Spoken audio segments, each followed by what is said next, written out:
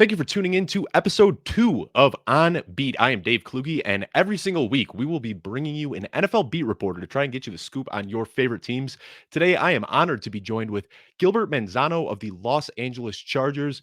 Gilbert, this has been a fun season so far for the Chargers. You know, Justin Herbert looked like he was really stepping up this year, right where he left off last season. But how long have you been covering the Chargers now? Before we get in, why don't you give us a quick introduction, how long you've been with the Chargers, where we can find you on social media, and all that fun stuff? Yeah, so this is technically my fourth season covering the Chargers, well, more like three and a half because I joined halfway 2018 season when the Chargers made the playoffs. Yeah. They were 12-4. They beat the Steelers, they beat the Chiefs on Thursday Night Football, beat the Ravens in the wild card, and then got hammered by the Patriots. And it's kind of gone downhill since then. They found a new quarterback though, Justin Herbert, during the last couple of years. So that's something good to have. But other than that, it kind of been a little shaky. But they had a good start this year. Now they're kind of back to being the same old frustrating Chargers. Yeah, unfortunately. And that's actually what I want to start this show off with, if you don't mind. I really hate to start the show on a negative note, but you already mentioned Justin Herbert. I mean, this guy came out last year, first start of his career, and he just looked electric. He had some ups and downs through his rookie season, but to start off this year, he looked fantastic. Through week 5, he was supporting a ludicrous 13-3 touchdown to interception ratio. Since then, though, his weekly yardage output, completion percentage, and everything has dropped, and his touchdown to interception ratio is now 6-4 over his most recent games. So, is there any cause for concern right now in Los Angeles, or does this just kind of seem like a blip? Because we saw it last year where he had 3 or 4 games where he was ice cold, then he bounced back and finished the season strong. So, how are the Chargers feeling about Justin Herbert right now? I think the Chargers are still, very excited about the future of Justin Herbert. They're not concerned, but kind of going off, Chargers Twitter or what people are saying on the national media side, and people are concerned about Justin Herbert, and I get that. It's the last 3 out of the last 4 games he's delivered some clunkers of bad offensive performances, and the first couple games against the Ravens and the Patriots, I blamed it to poor passing protection. But this Vikings game is kind of a strange game for Justin Herbert because they had decent protection, and the Vikings didn't have Anthony Barr out there, no Harrison Smith, no Daniel Hunter, so you kind of expected Herbert to have a great day. But I think the same old pattern with Herbert is when he's facing a complex defense that likes to kind of disguise it a little bit, kind of keep you guessing, not knowing it's going to be a blitz or you're going to go off in coverage. Your wide receivers, Keenan Allen, Mike Williams, and I think for that, it's a lot of guessing out there and thinking. And Justin Herbert is a smart player. That's why he did so well as a rookie. But I think now it's kind of more of a mental thing in his own mind, trying to figure out, okay, how are these guys going to play me? Can I have Keenan Allen and Mike Williams open down the field? Should I be aggressive? Should I not? Do I play it safe? So you kind of see that out there. But then with Justin Herbert, though, like you mentioned, Dave, he had that a year ago as a rookie. I think you figure out when quarterbacks are really good is when they make an adjustment to the adjustment of the defense. And, I think Herbert did that in that Philadelphia game after coming off 2 bad games against the Ravens and the Patriots. So he's got to do it again because, he had good protection in the Vikings game. So it's not one of these things where, like, you got to help your quarterback. And he had protection. So I think he'll bounce back against the Steelers team that's pretty also depleted on defense. But, the sky is not falling on Justin Herbert. He's still the guy we thought he's going to be. A perennial, Pro Bowler for the next 10 years, possibly an MVP in the near future. He was playing at an MVP level to start the season, but he kind of, fell off a little bit. But I still think he's playing lights out, especially a week ago. He was playing in Philadelphia and crushing it over there. Yeah, I mean, I couldn't agree with you more on everything that you said. But like you said, when you look at Twitter and what the national media is saying, it's something we got to at least discuss. But I'm with you. Like, if you could create a quarterback in a lab, you'd come out with Justin Herbert. He's got the size, he's got the athletic attributes, he's got the mind, he's got the mindset, he's got everything there. So I am with you. I'm not extremely concerned about this little slump that he's going through. I expect him to bounce back as soon as this week. I think the Steelers are pretty susceptible, and I could see him, turn it around sooner rather than later. But I want to talk a little bit about last year and Justin Herbert's rookie season. Considering the Chargers were forced to start a rookie quarterback early in the season, they still finished 7-9. So firing Anthony Lynn was a little bit questionable at the time, but there aren't many coaches that get fired after a 4-game win streak, which is what the Chargers had last year to close out the season. However, Brandon Staley is looking like a premier coach in the league right now. Looks like a great hire so far. So can you kind of walk us through what it was like last offseason when the Chargers decided that they were going to let Anthony Lynn walk? Yeah, it was a little strange because after they got blown out by the Patriots 45-0, I think we all assumed that Anthony Lynn's going to get let go. And then they won 4 games in a row. So it kind of made our job a little more tricky. Like, is this going to be, a for sure thing he's fired, or they're going to keep him one more year? What's kind of the feel? So I think, Chargers ownership and the GM, Tom Telesco, I think they took it down to the final day to figure it out because they were big fans of Anthony Lynn. But when they sat down and really discussed it, like, okay, and it's also strange because Justin Herbert broke a lot of rookie records, was rookie of the year with Mhm. that coaching staff. So you're thinking you don't want to disrupt that success there. But I think they got to a point where, like, okay, I think this is as far as he's going to get with Anthony Lynn. Can he take him to that next level and be a superstar quarterback? Can Anthony Lynn and his staff be creative enough to do that? Can they be, ahead of the curve? Can they play 2021 football? And I think the Chargers brass said, I don't think he could do that. And they brought in a younger, innovative coach in Brandon Staley. And so far, everything they wanted in terms of creativity, being aggressive, pushing the ball down the field, that is what Brandon Staley has done and provided at times during the season. Also Brandon's kind of going through his growing pains as a first-year head coach. Yep. He admitted he got out coached by John Harbaugh against the Ravens. Got out coached obviously by Bill Belichick, one of the best of all time. And Mike Zimmer, also one of the great coaches in the NFL. So he's kind of taking his lumps here and there. But I think overall, this connection of Staley and Justin Herbert is everything the Chargers have wanted. And they're 5-4. They're still half a game behind the Chiefs in the AFC West for the first place. So it's not that bad for the Chargers right now. But I think for Herbert and Brandon Staley, they have to go through some adjustments together. Yeah, well, I just want to say that there is no shame in a rookie head coach getting outcoached by Jim Harbaugh and Bill Belichick. I mean, that's almost expected at this point. So I think Staley has been a great hire.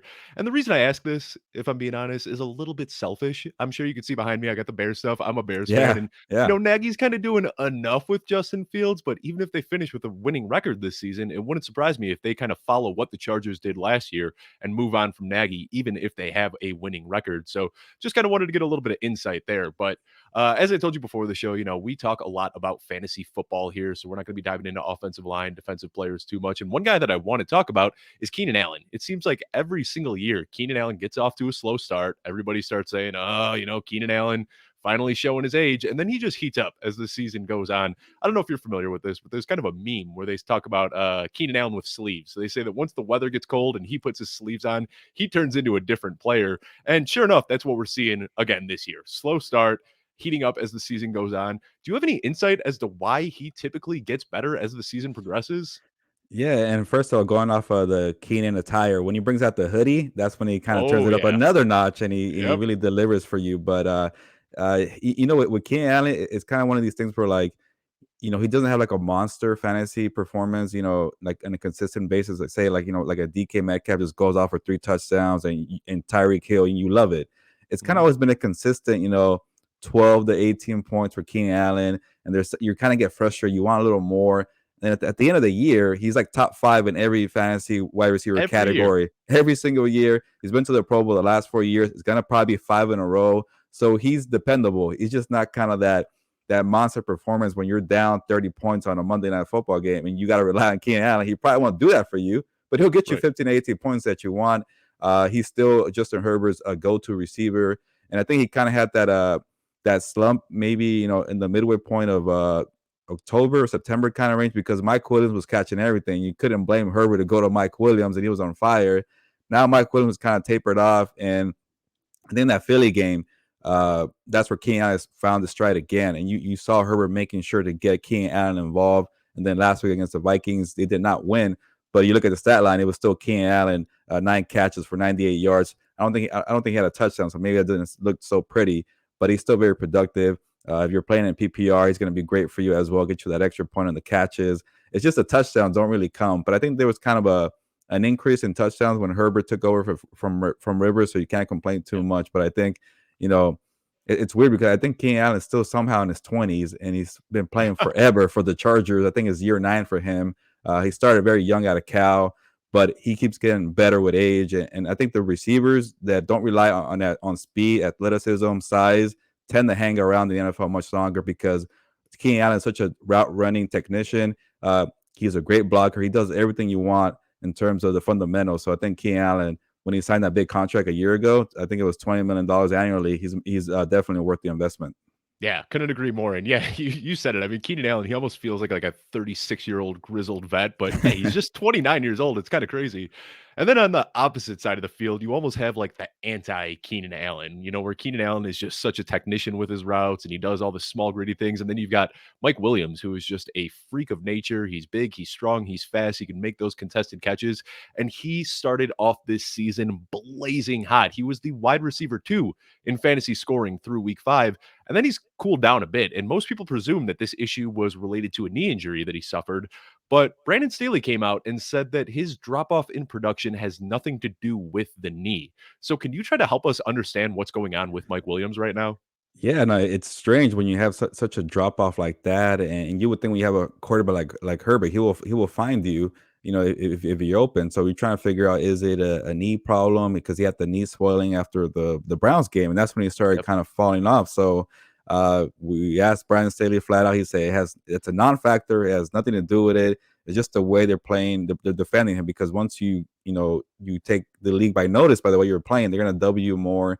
And maybe that's why Keenan Allen's getting a little more production because they're kind of trying to figure out, pick your poison here. You're going to defend Mike Williams or Keenan Allen, but that's, I think it's no coincidence the Chargers offense has fell off once Mike Williams' production declined because they've lost 3 of their last 4 games, and these 4 games have been the bad games for Mike Williams. You need to have him involved to make your offense be explosive, and they were playing like one of the maybe top 5 offenses in the NFL when they had Mike Williams rolling. So they got to figure him out.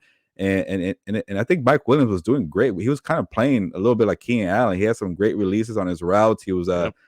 playing more inside game, doing some slants. He wasn't just a deep down threat guy, jump ball receiver who's going to snatch the ball from 3 defenders in the air.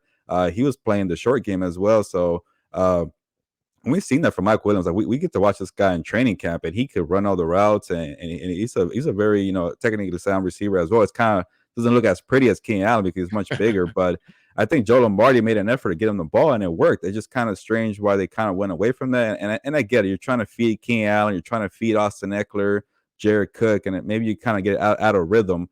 But I think Justin Herbert will figure it out because when he's at his best, and he's done it before, he's spreading the ball around to 10 playmakers, a couple tight ends, a couple receivers, and a couple running backs. And I think in that Philadelphia game, I think 10 players touched the ball. So I think once Herbert figures out his rhythm and he can spread the ball around, everybody will have I guess a crack at it, from Keenan Allen to Jared Cook to Mike Williams. So I know people are freaking out, and I get it. You can't trust Mike Williams right now, but it might be I guess it's gonna be hard to pass against this Steelers defense. Is pretty depleted right now. Yeah. And one of the things that we heard about Mike Williams in this offseason was Joe Lombardi, another new hire you guys had as your offensive coordinator. He said, I'm going to play Mike Williams like we played Mike Thomas in New Orleans. He's going to take that X receiver role. And that seemed like what he was doing for the first few weeks. And one of the big metrics that we look at as fantasy football analysts is ADOT, average depth of target. And weeks 1 through 5, his ADOT was low and he was getting those short and intermediate routes. And then for whatever reason, after week 5, it's just that they kind of changed up the way that they're using him a little bit. And it seems like now his targets are coming further down the field, which is what we saw through his first 4 seasons. Now, speaking of that, this is year number 5, and his rookie contract is expiring after the season. So I've got kind of a 2-part question here for you. Do you think that they're going to make a strong effort to retain Mike Williams? And if they don't, do you think that they're comfortable with Jalen Guyton or Josh Palmer as the wide receiver too, or are they going to look to fill that role either in the draft or through free agency? Yeah, these are some good questions because we're the reporters. We've been asking ourselves the same kind of thing because when Mike Williams was playing really well from week 1 to week 5, we're all thinking, "Oh, he's going to cash in big. There's no way you can not give him the money." We're thinking a kind of a similar contract to Keenan Allen, $20 million annually, maybe 18 kind of range there. And you got to pay the guy. He's producing. He's a big body receiver who's also now contributing in the short game. He was doing everything you want, but that's the thing with Mike Williams' career. He kind of gives you these flashes and then he kind of falls off. It's kind of been like that for the last 5 years. And now it's a reminder for the Chargers. Okay, do you want to invest on a guy who's kind of going to give you 4 good games and then maybe 3 bad games right after that? And do you want to be part of that roller coaster and paying a guy top money for that? So you got to ask yourself, because it's going to be tough, because when Mike Williams is playing at a high level, there's probably not many wide receivers better than him. Like there's guys, I know he was buddies with DeAndre Hopkins because of the Clemson connection, but DeAndre has said, Mike Williams is one of the best receivers when he's on it, so it's going to be tough, you know, and judging from this Chargers team, when it comes to, I guess, playmakers, or I guess skill players, and you got to pay them. Sometimes they kind of go away from it. Like that last year, they had Hunter Henry, and Yeah. they I think they gave him a price, and when Hunter Henry had a better offer, they weren't gonna match it. So I think it might come down to that. Like here, Mike, we love you, we drafted you, we want to keep you. This is where we're gonna go. We won't take it further than that. And if somebody else wants to overpay for Mike Williams, then I think I could see that definitely happening, and he's gonna walk away. Uh, you can still have the franchise tag and kind of roll the dice for one more year. And Mike, you're too valuable. We can't let you go, but we can't pay you right now. Give us one more year, see how that happens. And then the final thing you got to ask yourself, I don't think Jalen Guyton's the answer to replace him. And I'm not sure about Josh Palmer. I watched him in training camp, and I thought he was going to be great. He reminded me of Mike Yeah. Williams, big body receiver, not as big, but he's physical, a good playmaker, and he was getting chemistry with Justin Herbert. But when the game started, he has been pretty absent. So he's still probably another year away from really contributing. And if you haven't seen what Josh Palmer, that you're going to bank on potential, and you haven't seen it on the field, that's more leverage for Mike Williams. So when you have a quarterback like Herbert, you want to give him as many weapons as possible. But it's going to be tricky for Tom Telesco to figure out how much money you got to pay Mike Williams. Yeah, and this is a weird offseason too when you're looking at free agent wide receivers because you got Mike Williams, Cortland Sutton, Michael Gallup, Allen Robinson, Chris Godwin. So there's no shortage of very talented receivers that are going to be hitting the free agent market this offseason, which could help the Chargers leverage a pretty team friendly contract here if it comes down to that. But another player I want to talk about is Austin Ekeler, who is one of the most tenured players on this team. It seems like he has really taken on a leadership role. He's just 26 years old and arguably having the best career of his season so far. And they've got an out in the contract after this year. Do you think that there's any chance that they take that out, or is Austin Ekeler firmly a part of the long-term plans for the Chargers? I think he's part of the plans. It's not like a crazy, contract where you're going to take a big hit if you pay him. And the Chargers have done a good job of keeping the salary, healthy, salary cap healthy, and they could afford to pay a guy like that. And Austin Ekeler is kind of another Keenan Allen, where at times he does give you kind of an explosion game, but most of the time he's going to get you your 15 points because of total touches. He's going to get you 50 Yep. yards receiving, another 50 yards rushing, and perhaps a touchdown, and you love it. And you get touches in the PPR also as a receiving running back. But I think with Austin Ekeler, though, I feel like there's so much more for him. Like you kind of expected that. I know he's not as talented as Alvin Kamara, but with Joe Lombardi coming over, you kind of thought that'd be the role for him. Getting a bunch of catches, and they can't really figure out the receiving part. And Austin Ekeler is one of the best running backs in the NFL at receiving. I think it's Christian McCaffrey, Alvin, and then him. Those top 3 guys. I'm probably forgetting somebody else, but Dalvin Cook, I'd put him Dalvin up Cook there. is pretty good as Those well. 4, yeah. And that's good company right there. But if for some reason Austin's not getting the screen game right now going, when he's getting that screen and he's making people miss, that leads to big plays. And they haven't had that. And I think, for the Chargers who keep, I guess, for Charger fans, they keep insisting for Justin Herbert to throw the ball downfield and push it. You can't do it all the time. Like these are some kind of dangerous throws. You can't be forceful, but you want to have explosion plays. Why don't you get some screen game action going to Austin Ekeler? And that hasn't happened just yet. So I'm kind of trying to wrap my brain around that. But the other issue could be is that they don't have a number 2 running back. So Austin Ekeler is more involved in the running game, and not just as a rusher, but in protection. These guys, these younger guys, can't protect Herbert, Joshua Kelly, Larry Roundtree, Justin Jackson. Nobody has stepped up. And I think Austin Ekeler is one of the rare number 1 running backs that likes to share the load, because he knows he's not a big body running back like Derrick Henry. He can't take the wear and tear. So he's at his best when there's a good committee, like when he was playing with Melvin Gordon. Yep. And then he could kind of move around. Like that's when he was thriving, when he was moving around from the outside to the slot, catching the ball from the backfield. So until somebody emerges from that number 2 spot, I think it's going to be this nice but not great effort from Ekeler, and he's been great. I shouldn't say that, but I just see so much potential for him in this offense with Justin Herbert, but he can't really do that right now because he's doing so many things because guys are not stepping up at number 2 running back. Yeah, and I really think that a lot of what we saw from Austin Ekeler a couple of years ago when he was killing it as a pass catcher had a lot to do with Phil Rivers just losing some arm strength that he was getting a little bit older. And like you said, fans, the team, everybody wants Justin Herbert to push the ball down the field. So I feel like a lot of times you'll see Eckler wide open in the flat there, and instead he'll take the shot downfield. But Eckler is a phenomenal running back. I personally think that he's probably the most underrated running back in the league. I love him. But you talked a little bit about there not really being a running back too. And all offseason, I try my best to chart out depth charts. And one thing that I could not figure out is whether Justin Jackson, Larry Roundtree, or Joshua Kelly was the RB2 on this offense. And now we're halfway through the season, and I still don't really know who the RB2 is on this team. So can you kind of walk us through the roles of each of these running backs right now? Yeah, it's kind of strange, Dave. Every summer in training camp, probably the biggest question I get in my DMs on Twitter is who's going to be the number 2 running back to Austin Eckler. Like it's just a lot of people who are really into fantasy football, and I get it. And they've been missing a number 2 running back since Melvin Gordon went to Denver, not too far from where you're from or where you're at, Dave. But they've been trying to figure out for the last 2 years to get that, and they drafted Joshua Kelly. That didn't work out from UCLA. They drafted Larry Roundtree. That hasn't worked out.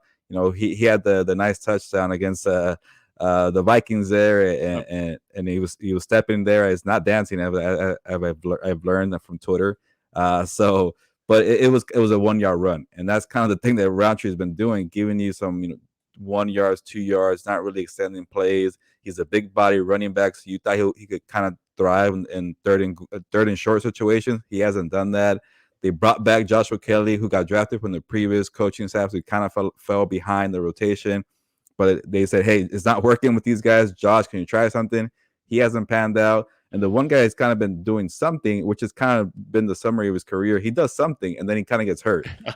Justin Jackson, who has Yep. potential, very talented.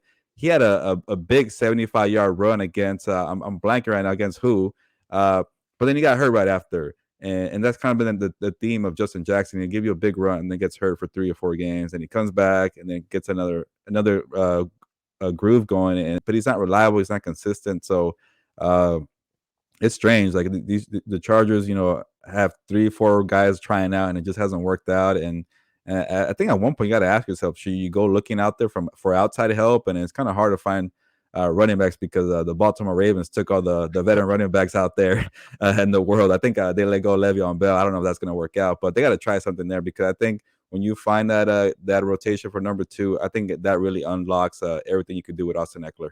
I agree. So, I mean, I'm just going to throw it out there since you mentioned his name. Do you know if Le'Veon Bell is on the Chargers' radar at all? Could you see them bringing him in for a workout or no?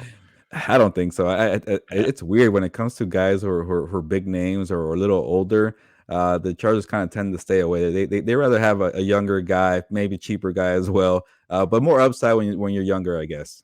Yeah, you're totally right. And talking about, a veteran and a young guy with a tremendous amount of upside, I want to talk about the tight end room for a second here because right now Jared Cook, who was brought in as a free agent, and Donald Parham are seeing about 50-50 split on the snaps so far this year. But Parham, he just pops when you watch him on film. This guy is big, he's strong, he can make contested catches. He is just a, dominant force in the red zone. So do you think there's any chance that he takes over as the team's tight end one? Or are they pretty happy with things going the way that they are with this 50-50 split?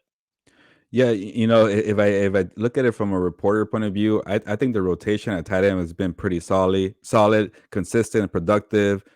Even guy like Steven Anderson is producing. He's been kind of a Mhm. fullback tight end kind of combo there. But I think they like the rotation of what Jared Cook does because he's a veteran out there and he's still very productive in the passing game. But they also like the upside of Donald Parham. And I think they like the rotation. But now when it comes to fantasy football, it's kind of a nightmare. You can't figure out who's going to be the guy. But I think there's been a good amount of games where I think all 3 tight ends have scored in a game, right? Or there's been a quick touchdown here, maybe for 5 yards, and another touchdown here for Donald Parham. So if you're okay with getting 8 points from your tight end, Cook and Parham have produced there. But I think they're going to keep rolling with the rotation. I think they like that. Now it's the weird thing with Jared Cook though, when he has some good games and he has some games where he's making some mistakes. I think it was the Patriots game at home where Herbert threw a pick six to Adrian Phillips because Jerry Cook didn't turn around, miscommunication. But you turn around, you maybe prevent that pick six there. So Jerry has some highs and some lows, and I think he's kind of been doing that throughout his career. That I know people on Saints Twitter don't like Jerry Cook because of what happened last year. But when he's in there, he's productive. But you kind of get that one hiccup every now and then. Now with Donald, you see the upside. Maybe they kind of eventually say, hey, let's go with the upside and give it a shot here with 40 to 50 snaps a game. And I think it's kind of maybe proven that he is capable of doing that because he's not just a red zone target. He's not just kind of the big body receiver like Mike Williams was. He's actually producing in the screen game. Like, it's funny. I Yep. think he might have the most screen passes to him more than Austin Ekeler. I'm probably wrong there, but it just feels like it because he has a couple touchdowns in that area. He's producing in the short game, inside, kind of the slant thing. So he's kind of clunky out there because he's 6'8", but he's able to move around. He has some speed. I think people tell me that he's the fastest tight end on the roster Mhm. on the team. So I think Donald is pretty athletic. So you might be onto something. I think maybe when the season kind of progresses and you have a veteran like Jared, you got to cut down the snaps. Maybe it could be an uptick for Donald there. Yeah, and I mean, he is just so fun to watch. Like you said, 6'8". I don't know if I've ever seen a bigger skill player in pads as long as I've been watching football. It is just impressive to see. But the last question I have for you, Gilbert, and I close off every show asking reporters this same question. We've talked about the big names, Eckler and Williams and Keenan Allen and Jared Cook and Parham and all these guys. But who is one deep pull on the roster that you think could have some fantasy football value in the future, whether it be this year or, a few years down the road? Okay, if you're gonna let me pick for the future, and you're asking me about Mike Williams potentially leaving and cashing in, and I know it's been a very quiet year, and we've already mentioned him, but I think Josh Palmer has some good upside. I watched him in training camp. He has a potential there. He has a talent, and he's always working with Justin Herbert. I know Justin, who's a very laid back guy, kind of was mad at him last week. He kind of got into it because he's still learning out there with Josh Palmer. But I think Justin and Josh really have a good connection off the field. They usually are the last two guys on the field when it comes to practice. So I think eventually it's going to pay off for Palmer.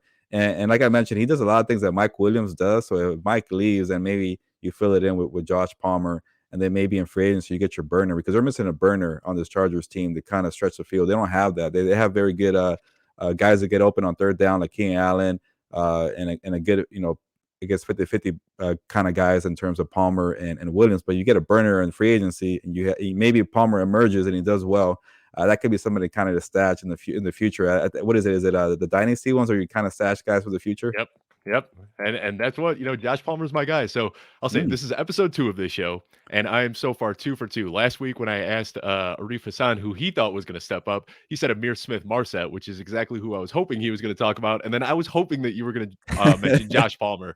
I think this kid is just oozing with talent. We haven't Yeah. really see it produce yet, but yeah, he's a guy that I've got stashed deep away on a lot of my dynasty teams, thinking that, maybe next year, maybe the year following, but I think that kid's got a lot of talent. I want to thank you so much for your time today, Gilbert. And I want to thank the audience, everyone that tuned into episode 2 of On Beat. You can find the show every Friday morning on the 32-bit YouTube page. Be sure to subscribe today so you can see this and the rest of the video content coming from there. Follow 32-bit on Twitter at 32-bit. And then before we sign off, Gilbert, one last time, let everyone know where they can find you on Twitter, where they can find your written work, and what you've got going on for the remainder of this season. Yeah, you can find all my work at Los Angeles Daily News website or Orange County Register website or on Twitter. I tweet all my work there at gmanzano24. Or you want to have a conversation on Twitter, you can find me there as well. You can yell at me about the RB2. I guess kind of trying to figure out who's going to be the running back there. Yeah, it's kind of funny when these beat reporters say that they get the same question over and over. I don't know if you saw last year, but Ben Beatty with the Cincinnati Bengals, he changed his name on Twitter to Joe Mixon's foot update because he said, "I'm just getting 50 people a day asking me what's going on." He's like, "So this is my account now. I am the Joe Mixon foot update." Maybe in the offseason, we'll see who is the Chargers RB2 from Gilbert Manzano. But Gilbert, again, want to thank you so much for the time. Be sure to tune in every Friday morning, and we will see you next week.